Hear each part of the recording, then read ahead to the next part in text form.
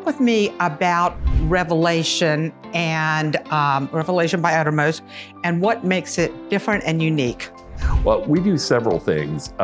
First of all, from the product side, we design everything ourselves, including all the hardware. Nothing's bought off the shelf.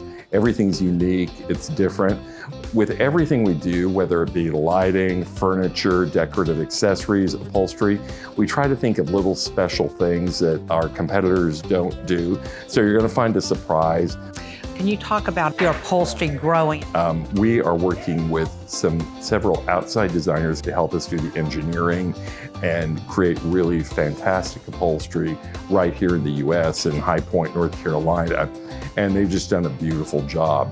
We work very hard to find the most beautiful fabrics. We source many of them from the US, from mills here in the US, also in Turkey and other countries. It's been very warmly received. One of the other things is that the pillows sometimes make the piece, so talk about that. I totally agree. It's like the jewelry makes the dress sometimes, yes. Well, we're working again with great sources all over the world, with beautiful fabrics, beautiful luscious fabrics. And then we bring the yardage in and we have the pillows made here. And really I find furniture design doesn't change that often, but accessories and pillows often do.